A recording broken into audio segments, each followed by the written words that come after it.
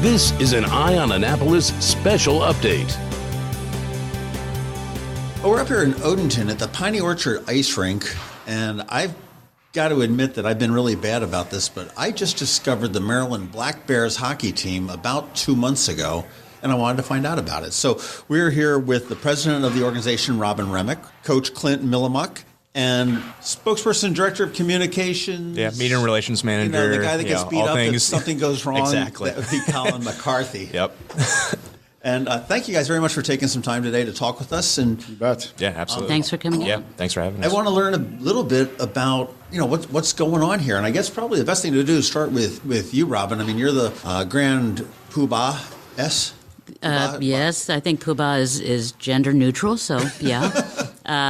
The Hefe, as I was called at one point in my career, and realized that was a compliment. So my time with the team only predates you by a few weeks. So I started with the Maryland Black Bears as president once the play had already started. I started Halloween, which was neither trick, more of a treat, and have worked with Clint and the team, with Colin, in trying to get more people to be like you, to have an awareness of our presence, but also the competitive level of hockey that's played here, and the closeness to the game that you can feel in an arena like Piney Orchard Ice Arena. Well, I know at one point, I actually used to live in Piney Orchard, and the ice rink was sold as an amenity to, we could go out and ice skate whenever, and we realized it, but it was the practice facility for the Capitals. Right. And I believe when they moved out, at one point for a period, they were talking about maybe raising it or doing something. They didn't know what they were going to do with it because it was just a really, an expensive facility to keep up without the use. And I think they had a couple figure skating clubs and everything else. So it's very exciting to see, I don't want to say life breathe back into it, but to see a semi-pro team here that's playing.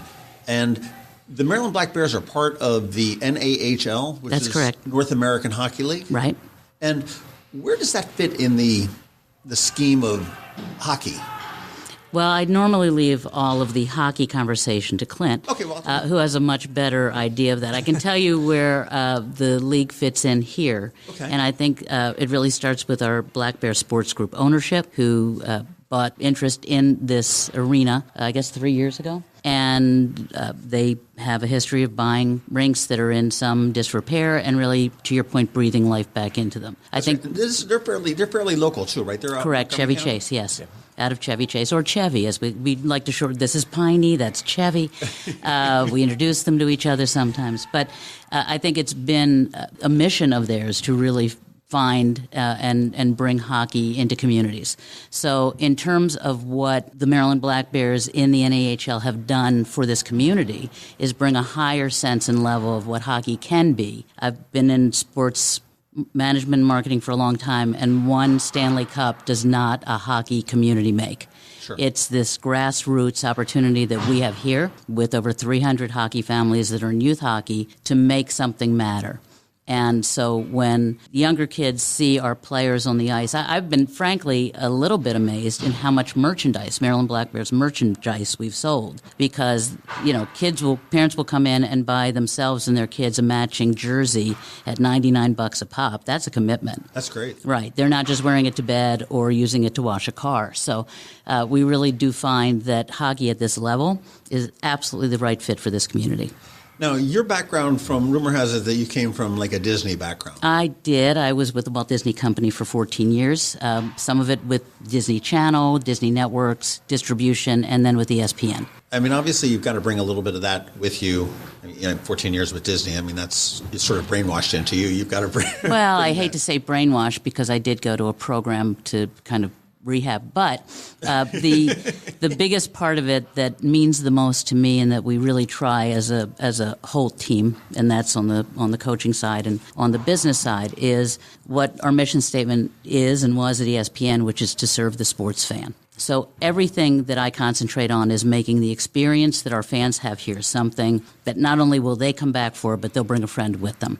And we've seen that in terms of attendance, stick-to-itiveness, the number of requests that we've had for coaches or players to make appearances. We're not quite to the point that, when I worked for MTV, even farther back than that, and I did a mall tour with Whitney Houston when she was first coming out. And I mean that as a professional and nothing else, that,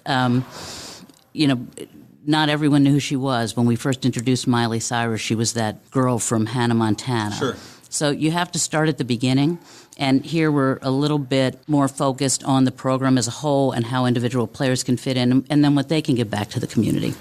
Well, I have personally not been to one of the games, and that's a shame on me. Please come. I know we're at the tail end of the season, unfortunately, but I definitely am.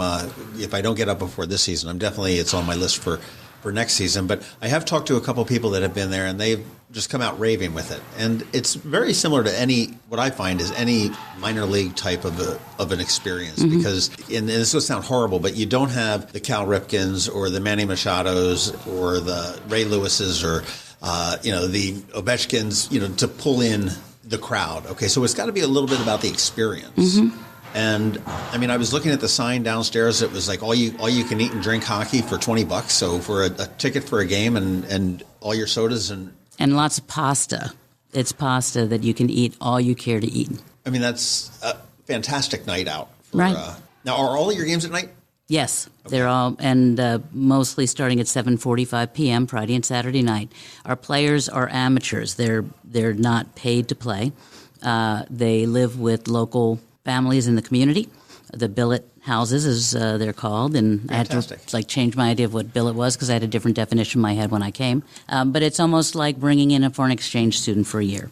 These families, for the most part, are hockey families. Some of them go back to when the Skipjacks played here, and they were involved with them. And they Who are the Skipjacks? I'll show my ignorance. All right. Well, it's a minor hockey program, so like midget hockey. They're players before they play junior A, basically, that age group. So like 16 to 18 years of age. Okay. Right. And so there was what I've been really amazed by is how many families came on board, and Amanda Hafler, who's our billet coordinator, has done an amazing job of finding the right families, the right fits for our players, who I think will have a tough time leaving after the season's over. They've really become part of families, and that is also part of the engagement that we look to bring. We fundraise at every game for the community, for Central Maryland. This weekend we're doing something with the Washington Children's because one of our players wanted to auction off, David Tomeo, our goalie, wanted to auction off a broken stick. He went and had all the other players sign the stick. We'll do a silent auction here. Originally he said, let's do it for St. Jude's. Great program, great hospital, not here. My life was affected. My daughter's life was saved at Washington Children's Hospital 22 years ago, so I have an affinity for that, but that's the local children's hospital.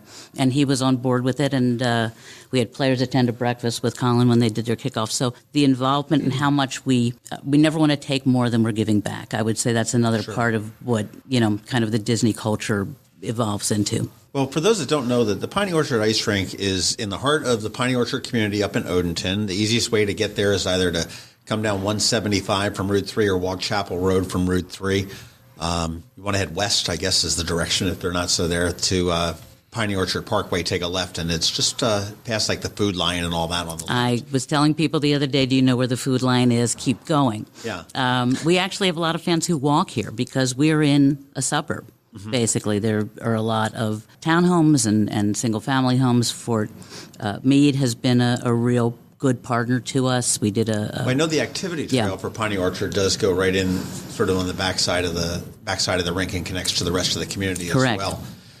Very convenient and lots of free parking. But I want to talk to Coach Clint. Robyn has said that these kids are not paid. They're young. What age are we talking about for kids here? They're 17 to 20 years of age. So we have some high school kids, and that's the range for our league. You can't be playing this league if you're older than 20 when you start the season. What's their goal here in this? Are they just looking to play hockey, or everyone's different. So some kids they just want to play this level of hockey. It's before they go to university, they want to play junior hockey and play some elite hockey.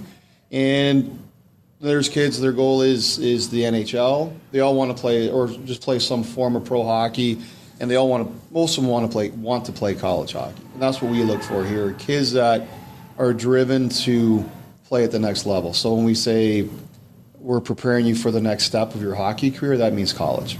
So we want them to step into the next level and be ready to perform, compete, and know what it's like to play at that level in terms of their off-ice work ethic, and that we try and we try and emulate a lot of what happens at the next step. So you can see the practice every day. We want to. We have a video room right next to this room, so we do a lot of team video there, which is an important way of learning. And we also have a training 2 or 3 times a week at API down the road, right? Where they go in there and are supervised and have specific hockey training throughout the season. So it's professional, it's real preparation for that next step. And the guys we want and that are here are guys that are trying to play college hockey, NCAA. How many are on? I know how many are on a team, but I mean, how many do we have in the program? 23. We start with 25, then USA Hockey has a deadline. We have to get to 23 in February. So that and we have affiliate players as well from local programs. Like, for instance, we're involved with Team Maryland, so we use a lot of their players as well, and which is important because we're trying to grow hockey here too. Now, I'm assuming that you guys are not playing like regular hockey where you play from September through August. We start late August or early September, depending on, everyone's different in our league, but it's usually late August, and then our season runs through first weekend of April.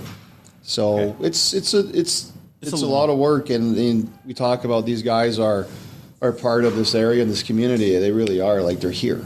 So you see them at events with families. So they are part of the community for sure, and that's what we want. 2 games a week?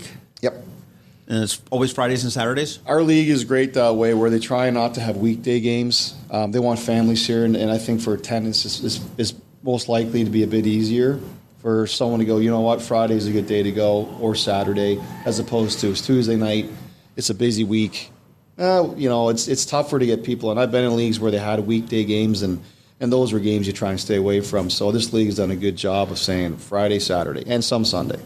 I know it's always tough. Every now and then I'll go to the Bay Sox and you get like a early April game on a Wednesday night, and the echo is just horrible. Mm-hmm. Yeah, we play a 60-game season, and so it's a bit longer month-wise than some other leagues, but I think it's done right for the fact that, once again, we can provide weekend entertainment in this area. Who else in the league? Where else? How far do you travel for games? Is it strictly the Mid-Atlantic area? We have teams in the Midwest. We have teams up in Alaska, teams in the South, in Texas, Louisiana, and then out east we have teams in Pennsylvania, Massachusetts, Maryland. So we're adding teams to New Mexico next year and one in Lewiston, Maine. So right now it's a 24-team league. We don't play all those teams. Okay, unless it's playoffs. It's just a budget. There's no way a league can survive with that type of travel and budget. So what we do is we play in the Eastern Conference. Now, we do play the other teams once a year or twice a year, so we have a showcase for the league every year in Minnesota, in Blaine. So every team travels there, and every single school, NHL team, scouts are there to watch our guys at the showcase in September. And that's when we will play. They'll schedule it so we'll play a team from another conference, so it's not mundane in the same team we play in the Eastern Conference. So who are the primary teams over here in this Eastern Conference that you're playing? You have Johnstown. Okay. You have Wilkes-Barre. You have New Jersey Titans. You have Northeast Generals. Who am I missing here? Jamestown, right. In East New York. Mm-hmm. Oh, okay. And then we're adding, like I said, Lewiston, Maine for next year. So it'll be 7-team conference. Yeah, we're the farthest south. We're the first NAHL team to be in Maryland. So everyone else was north of us, so it gives, I think, the other teams, too, an opportunity to come down to this area and play a little different. And the ownership group of the Maryland Black Bears also owns other teams, correct? Correct. So we're Tier 2 level. On Tier 1 level, which is EHL, we have Team Maryland, and they've just acquired the Philadelphia Revolution, which is an EHL purchase team. Of an ice rink there in Philadelphia, and that just happened this weekend. And the Tier 1 level, the Youngstown Phantoms of Youngstown, Ohio, are also in junior hockey, but at the Tier 1 level. Now, is that all they're into is hockey? No, they're into lots of different things, but they really like hockey. They have a true appreciation and passion, yes. Yeah. You know, I've got to say that with any business, I guess, organization like this, when you have somebody that has the passion behind it, it probably makes all three of your jobs very easy. Well, I could tell you, if you look at the Redskins, it can make somebody's job really hard. So if all you're coming with is the passion, but nothing rooted into making sure you have the right people in the right places to do it, that's where it makes it easy. My relationship with Clint and the coaching staffs is highly communicative. So we're talking a lot about what we're doing, and when he says, if he were to tell me no about something, that's directional. I'm not going to fight him over, come on, let's do it this way or that way.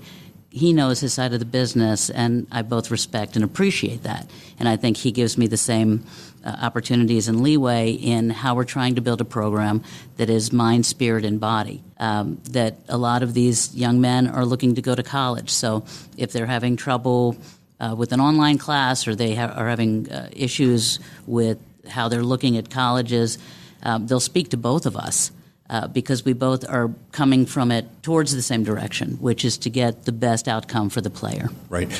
Now, Coach, where is your background on this? I mean, I'm assuming that Robyn didn't go out to Piney Orchard Parkway and say, "Hey, you know how to skate, and come on in here." So, he was here before me. Yeah, I was hired about April or late April, May, and right before our we actually have a draft, just like the National Hockey League. So I was hired right before that.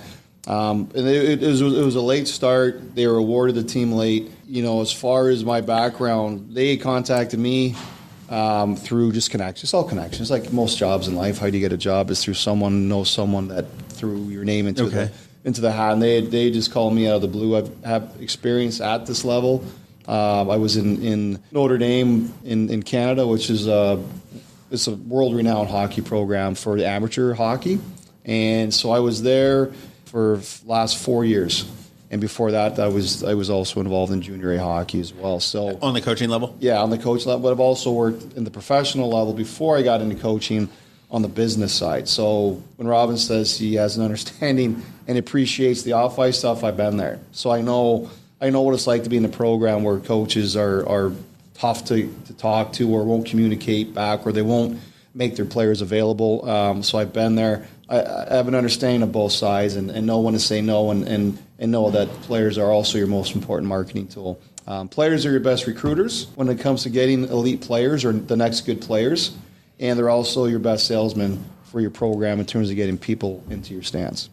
People like the players; they want to watch them play. Mm-hmm. That makes sense. Yeah. And in a sense, it seems like it's a pretty symbiotic relationship between having your back end of the back office. It's collaborative, yeah. And plus, my assistant coach, Brandon Godkin, is a guy, I utilize him a lot. I can't always be helping or doing things, so we coordinate through, everyone works together. We don't have 20 people in the office, so we all have to be able to give and take and be able to trust someone else to run with the ball once in a while and not be micromanagers. That's what I've liked about this relationship within our office and our ownership. It's not every day someone's nitpicking or on top of you. They hire people to let them do their job. Mm-hmm. And then at the end of the year, at some points on important topics, yes, we meet, but it's not an everyday thing where I've seen some ownership groups where they meddle all the time, and it gets stressful for, like, you can imagine any job you're in. Sure. So they let us do our job. And of course, we have to meet at some point and talk about how the season's going and how everything's going, and we assess and go from there. Reassess and move over there. Yeah. Now, I guess for Colin, minor league baseball, I keep throwing that out because the Bay Sox are very close by to us as well. Yeah. They're known for their stunts and their, more the entertainment than the baseball itself. Does that follow into hockey as well? I think that follows with our intermission activities. We try to make it a very integrated fan experience. So we try and get the fans. We have, Black Bear Pong.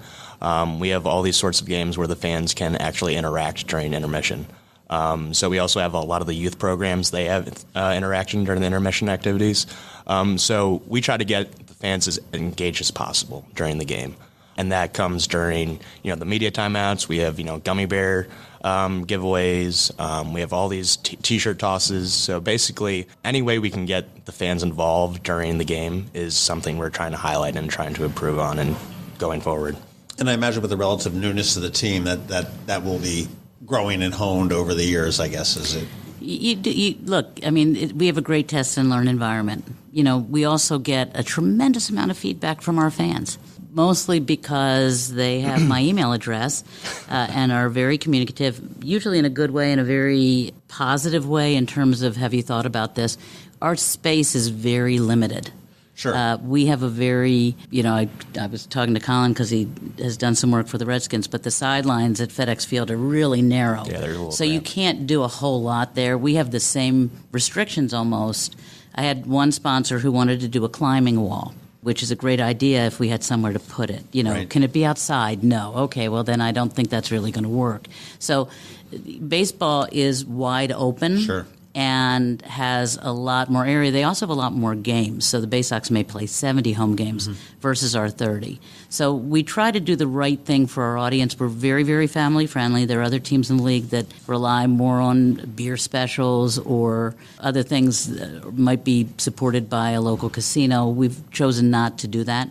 We do have beer and wine here, so if you come, you certainly are able to buy it. It's always a plus anywhere I'm going. It is. Not available at Laurel or Bowie. I'm just considered Rockville, but available here. At the same time, we want to know that our audience feels the benefit of being local, of being safe, of understanding that we know that their kids are here and that we want to do things that are going to benefit their families, but we also have people who don't have children. So you can't just push the needle in one way and not the other. So we try to be very holistic in giving fans the experience they want, and that comes a lot from listening to what they tell us. And I did read in the article in the Capital newspaper that you are out front at every home game. Yes, I had actually, after that article came out, I had a fan come over and say, I did not believe that you would actually be standing right here, but here you are. Front and center. And I was like, yes, I'm Front here center, every single game. We're going to call you out and make sure you're... I never want fans to think that we are not appreciative that they have chosen to spend their time and money with us. So I want to welcome them when they come, and I want to thank them when they leave. Yeah, and that's where I think it's important utilizing players, the guys that don't dress. The worst news you can ever get is you're not playing tonight because you can only dress 20. That being said, they've been great in terms of if they need them something before the game where they want them out in their jerseys, greeting fans with they're always it, out there outside, greeting. handing out something, whatever it may be, helping. That's the touch you have. And I think those are things, if you're a little kid and you see some big guy wearing a jersey, you don't know who they are. You just see a big guy wearing a jersey and you go, that's one of the players. Right. So that leaves an impact. And I think part of the job, at least in my opinion, is as a program, you want people to come to the arena and leave not knowing the score. Win or lose, they all had a good time. And from our standpoint, yes, we want to leave them with a win and a good time. But I think when you're at this level, you need them back. So you can't have people being sloppy and being abrasive or abusive in the stands like you get at some sporting events. I've been doing this for a while, and it is really a fun environment for That's anyone. a fantastic attitude, and it's unique coming from a coach. We don't really care about, not that you don't care about the score, but I mean, we want the fans. We care. We absolutely know what the score is. But We totally know. No, I get that though, but that is part of it where I'm always going to stress about the scores and the X's and the O's and all that stuff. But at some point, as a program, you want to win every year, but the longevity of a program is how are you in your community? Do you go out? Are you really a part of it, or are you just saying you are? Do you really have a good time at the game, or is it just once every 4 games you do something special or fun? So the atmosphere, if you can do that, you might get some repeat fans. You might get someone bring 2 friends the next time, and if all it was you show up and no one's here doing anything, there's no atmosphere. Right.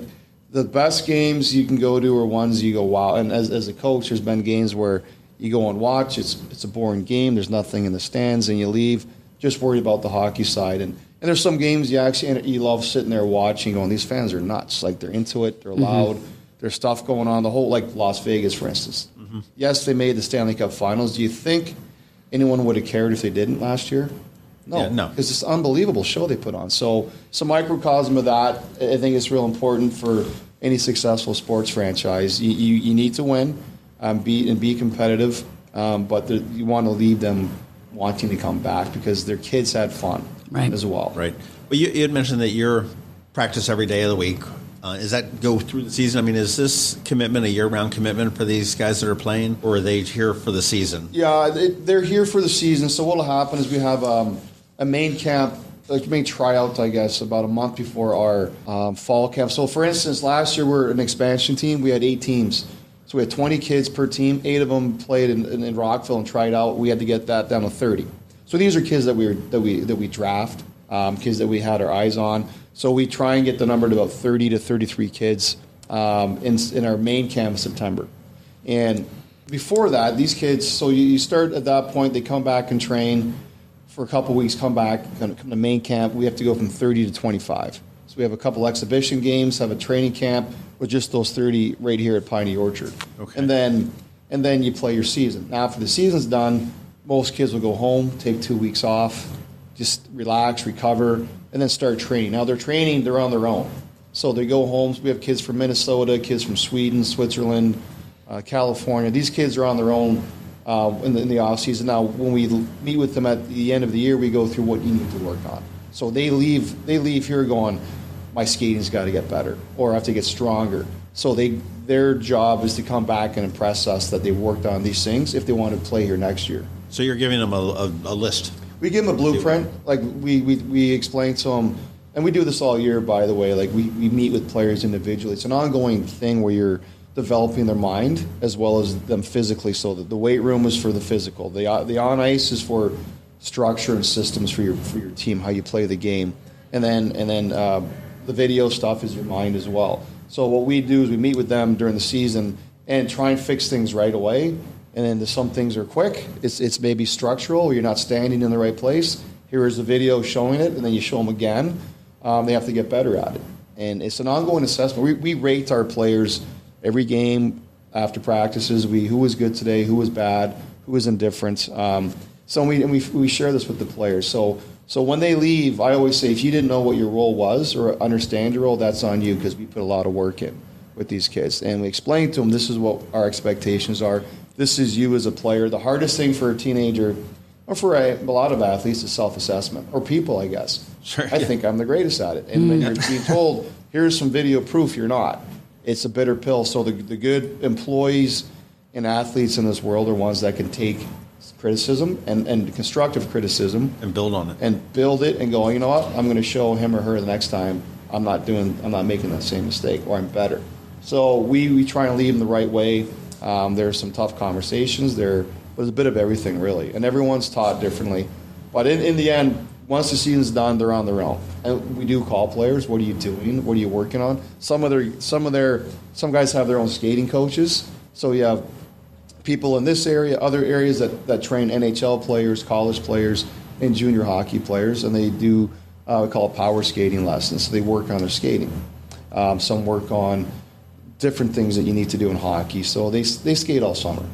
Now, will these guys come back? Most of them come back next season? Every year it varies. The one thing with USA Hockey is once the season's done, these kids are free agents. Okay. Not in our league, but anywhere else. They can go to different leagues in Canada. The USHL might draft them as well, which is the league above us. So there's some kids we don't want back. Every year my history is about, I've had as many as only 4 come back, and I've had as many as 12, 13 come back. So it varies every year. Okay. Needs and wants, I always say. Right. And some of them age out of the program, so they're not even an option anymore. Sure. Yeah. Right. Sure. We have 3 20-year-olds this year. Obviously, they're done. Right. Well, we talked about the capacity of the team with 23. What's the capacity of the crowd here? I mean, how many tickets Little over 500. Yeah, so I think we did the Guns and Hoses event. I think you might have talked to County Executive Pittman, I think, on one of your... Right. When you dropped the puck with right. Exactly. the police or fire chief. Yeah, it was an awesome night. That was our cool. was that the most attended night I think that we've had all season? Yes. So I got the chance to talk to the fire marshal about what the actual capacity of the building is. So from a fan perspective, it's about 528. Okay. And we had maybe 529, but one of the police officers or police captains is our PA announcer, so we just counted him on the staff side and not on the fan side. In any case, we've had that game, the military appreciation night, which again Clint was awesome in allowing us to bring all of the players onto the ice to hold a 25-foot by 15-foot flag. We had veterans from our fan base who came to hold the flag, and also from the other teams. So our opposing team had some folks that travel with their team who I've come to know, and they're veterans, so we had them go out on the ice along with active duty personnel. So again, it's trying to bring the community in as part of the greater whole. So that's about, I think we're at 347 seats. Actual people can sit down. The rest of it is standing room that's around the glass. Although we have lots of people that buy a seat and then decide they want to stand up because they like. I don't recoil so much anymore when somebody hits the boards, but it's kind of used to it. Season ticket plans and stuff like that? There are.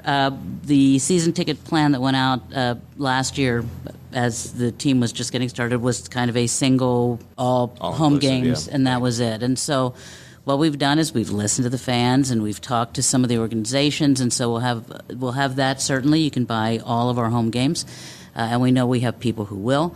The sky deck, the kind of area above the regular concrete seating, was not a season ticket option last year. It will be this year because we've had people ask for it. I'm pretty good about taking money when people want to give it to me, so we're going to open up a plan for them. We have people who can only come Saturday nights because they work somewhere where it just takes them too long to get home and to get here. So they want a half plan. They just want a half plan, but it's just all Saturdays. We work with Nelson Burton and his Metro Hockey youth groups, and we'll have a different plan for those groups that they can come and buy at some discount to be able to buy group tickets for that. And we also work with we had the Washington blind hockey team with us this past weekend, which I thought was really a terrific Washington thing. Blind hockey team? That's correct. Yeah. They used to be called the Washington Wheelers. They still are. Are they still Yes, called? still- Okay, still the so Wheelers. Washington Wheelers. And so we get in touch with those groups and we give them a code, and they're able to have all of their friends and family buy tickets at that code and then get a rebate on the tickets as part of a fundraising option for them. Yeah, they bought out an entire section They on did. Saturday. They had 100 people. And they're also involved in intermission activities. So they got out on the ice, and they have their own specialized puck, Right. so they can hear it, and it's a little bit bigger, and it makes sound, so they can track the puck down. But it's really quite impressive what they're able to do. Right. Right. Well,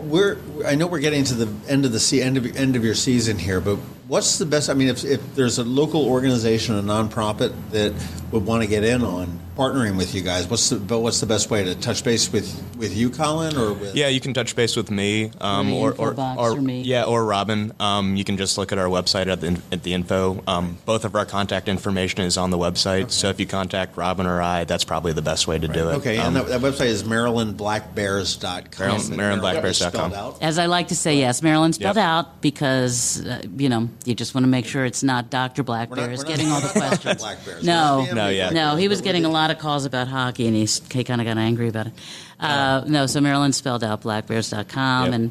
and again, we offer military discounts, so we really do try to be price sensitive. At ESPN, we never looked at our competitors as other networks. It was what people could spend their time doing. So it was PlayStation or going to the movies. So I understand that part of it. We want to be the best option for entertainment, for people who love sports, and for people who love hockey. Whatever we do well, we need to see how we can do it that much better. And so the more people we can bring in through either fundraising options or, I even thought with Team Maryland, who does play their games, and I'm the president of both of the teams, and they play their games at 12 o'clock in the afternoon on a Thursday, we'll be reaching out to schools as a field trip to bring their kids in for a hockey game, so we have some fans in the stands, and then give them a little tour of the operation and maybe a free skate if possible. Probably reach out to senior centers. Just on Friday night, it's seniors night, so we're going to give a discount to high school or college seniors and also senior citizens. So we'll be putting out some information on that. I don't fit in any of those categories. I am absolutely. We'll find some way then to get you in the building, John. Are there any plans for any improvements to the facility that are on there? And again, I don't know what would need improving. Are there? Sure, we're opening a second sheet of ice, which will open, let's just say, about the beginning of next season, just to be safe. It could be before then, but with construction, you never know. Okay. It's supposed to be late spring or mid-spring, but so we'll have a second sheet, which will free up a lot of the youth teams to play over on that sheet, which will give us, we don't have a lot of turnover time between the end of a youth program at 7 o'clock and our games that start at 7:45. So that will, I think, improve a lot of what we can do. I think on the human capital side, Clint's a great evaluator of talent, and so I think, you look to improve every year over year. And we look to get 20 more parking spaces. So let's hold the phone on abundant parking. There is parking as long as you get here early, and we encourage people to do so. Well, and one thing I do want to point out is that the Piney Orchard Ice Rink is not limited to Maryland Black Bears hockey. They do have hockey leagues. They got figure skating, and they do have open skating as well. Absolutely. At different times, and I would think that certainly with an additional sheet of ice, that would be able to expand that. Yes. Grow the game, right? Yes. I mean, I think right now it's pretty full. Yeah, it's over capacity. And when you add the second sheet, that just means more programs, more interest, more opportunity to grow the game. So that second sheet will be huge for this operation. This rink always seems busy when I walk in there. Right. And there is learn to skate, learn to play. So for people who want, and I don't think it's age restricted, but if you want to learn to skate, you can do that here. If you want to learn to play hockey, you can do that here. There are a lot of co-ed teams. So, a lot of these youth teams that are coming in and are being developed are co-ed. They're not just for boys only, and they're not segregated into boys teams and girls teams, which I think is a great way to be competitive. None of us grow up totally, and I'll make exceptions for some religious orders, in a single-sex world. So the more you have the opportunity to build your skill sets in anything, business, sports, whatever, with the best talent, regardless of gender, then I think it's great to be able to do that. And we find that in our adult leagues, we do get questions about, women's hockey leagues. We don't have that. We have co-ed teams. So there are adult leagues. This rink is open from 5:30 in the morning till 11 o'clock at night. Yeah. And is that a year-round operation here? It is year-round. There's some construction and some ice work that'll be done. So one side will close when the other side opens. But I mean, if you wanted to come skate in August, you could. Yes, all summer there's something going on. Right. We have groups that come from out of town to run their own special events or clinics, whether it be skating, summer camps, whatever it may be. People are always utilizing this ice. Ice skating and hockey is not only for the winter. Unfortunately, I apologize for not snipping you guys out before the end of the season, but definitely get out to the Maryland Black Bears up at Piney Orchard Ice Rink right on Piney Orchard Parkway, just past the Food Lion. And check them out. Their website is actually very good. Check it out at marylandblackbears.com. And know that we'll be here to greet you when you come in the door. Yeah, that's right. Absolutely. That'll be the big boss out there. The Grand Poobah will be at the front door to greet when you come in there. Yeah, we're also very active on social media at BlackBearsNHL for all of our handles on Instagram, Twitter, Facebook, all of the above. Same handle. Got a Tinder profile yet? Not yet. But Bruno, our mascot, I don't really know what he does on his off time.